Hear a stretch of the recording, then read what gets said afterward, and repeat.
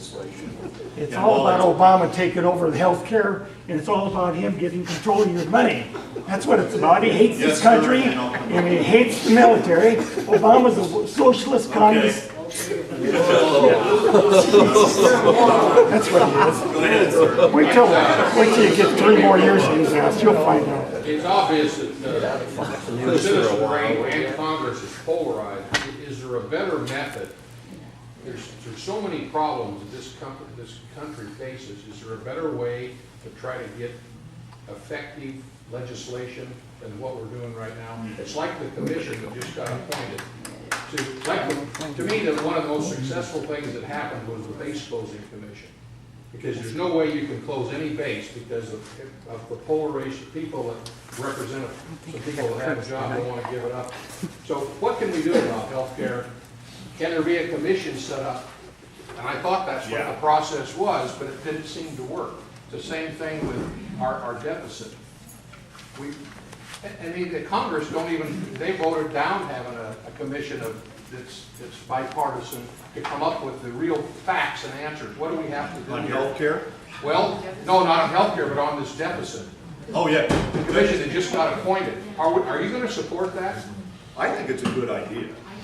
It's a great idea because you have people on it that don't have a vested interest or they're not trying to get reelected, saying this is what's wrong and this is what we can do to fix it. Why can't we do that at Congress? Why can't we get that done? It can be done.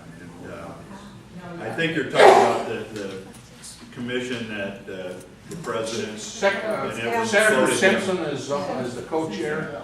No, those things are very useful. I don't want I like receiving what I feel is independent, detached from the politics, but we don't want to give them legislative powers either. But no, they don't have legislative I think powers. recommendations from the outside is important. Well, the Iraq Commission the Iraq War Commission came up with some great ideas. And 90% of them were adopted. Exactly.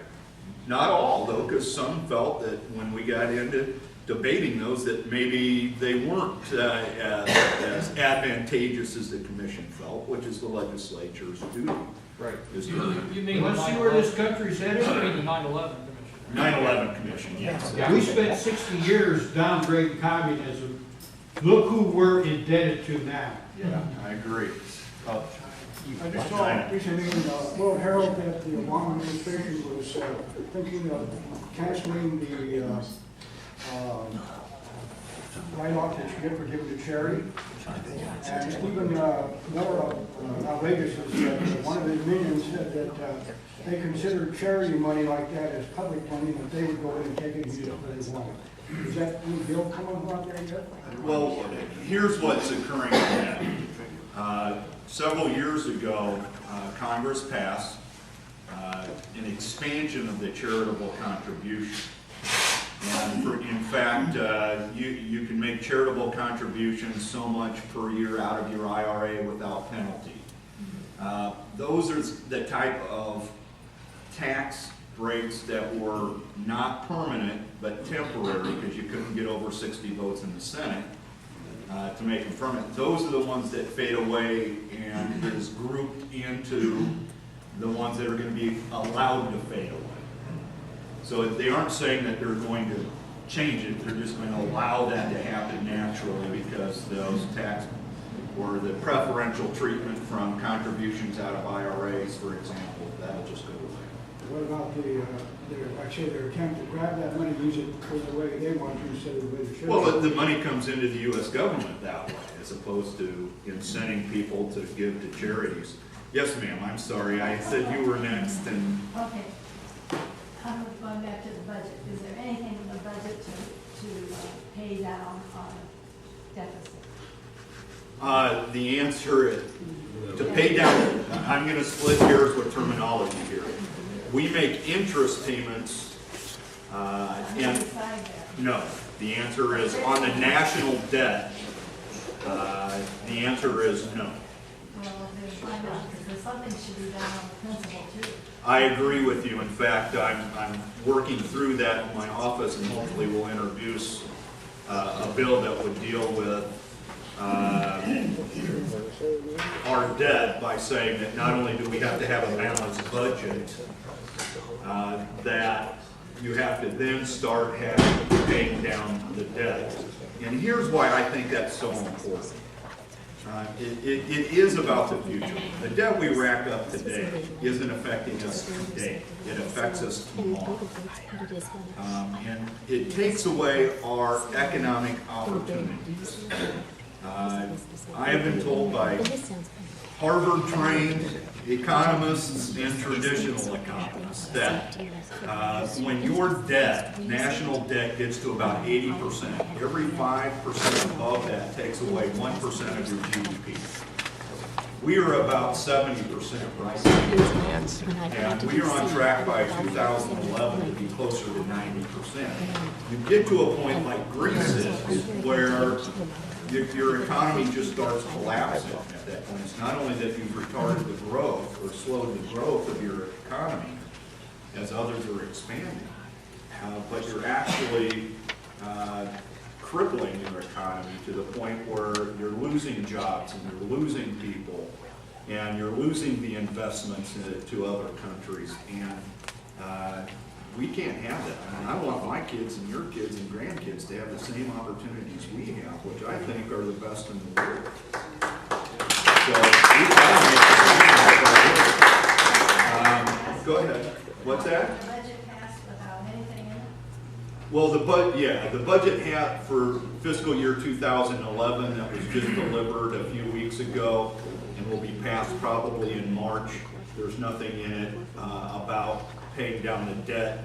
There's a budget item to pay the interest on the debt is all. Oh, I'm sorry. Can I do her? Call on her and then? Well, I just have two comments. One is the gentleman's comment back here about the partisanship and the lack of getting anything done in Congress. And this is not just this year, but it's been for the last couple of years. And you guys are well paid. Yes, we are. And so there has to be something that has to get done. It's sad. Can I mark The other- Go ahead, I'm sorry.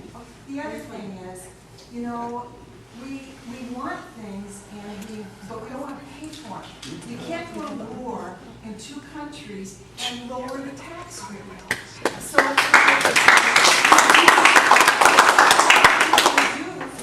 have to be able to pay for some things. You know, I pay a lot of tax, and I don't mind paying the tax. I really hate the way the government spends it.